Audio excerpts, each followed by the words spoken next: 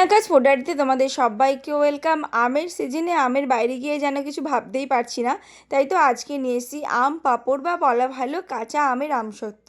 পাকা আমের আমসত্ত্ব তো আমরা সবাই খেয়ে থাকি, আজকে বানাচ্ছি কাঁচা আমের আমসত্ত্ব। আর এটা দিয়ে যে কত রেসিপি বানানো যায় সেটাই শেয়ার করব, তবে আজকে বানাবো মেন আমসত্ত্বটা, অন্য দিন বানাবো সেটা দিয়ে আর কি বানাচ্ছি সেটা।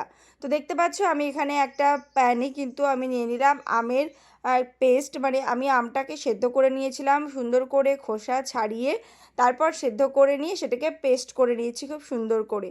সেটা একদম ডাইরেক্ট প্যানে দিয়ে দিয়েছি এবং তার মধ্যে দিয়ে দিলাম চিনি। চিনিটা তোমরা তোমাদের স্বাদ অনুযায়ী দেবে, কেউ যদি একদম মিষ্টি মিষ্টি খেতে পছন্দ করো আমসত্ত্বটা তাহলে একদম বেশি মিষ্টি দেবে। আমি যেহেতু একটা অন্য রেসিপি এটা দিয়ে বানাবো সেজন্য আমার একটু টক মিষ্টি ফ্লেভার চাই, স্বাদ চাই।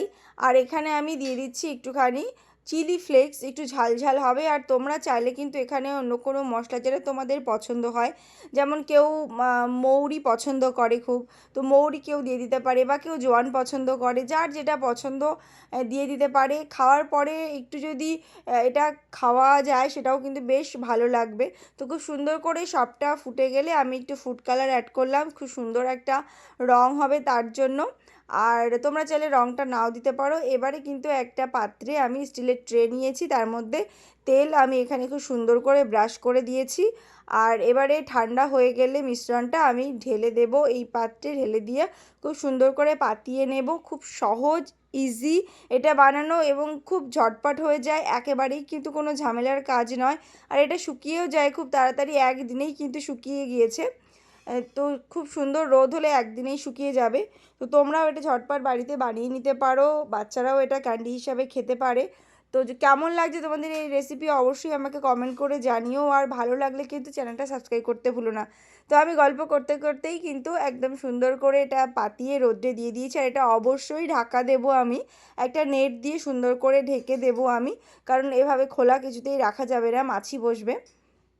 তো সুন্দর করে শুকিয়ে নেওয়ার পর আমি এটা তুলে নেব। আর তুলে নেওয়ার পরে দেখতে পাচ্ছ কতটা ট্রান্সপারেন্ট হয়ে গেছে, দেখে বোঝাই যাচ্ছে।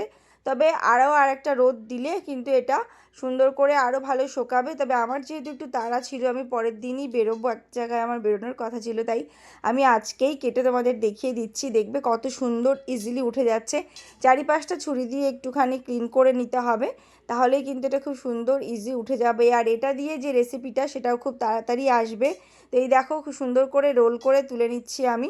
আর দু একটা জায়গায় দেখতে পারবে থালায় লেগে যাচ্ছে, ওই জায়গাগুলো কিন্তু একটু মোটা আছে, শুকাতে দেরি হচ্ছে সেই জন্যে।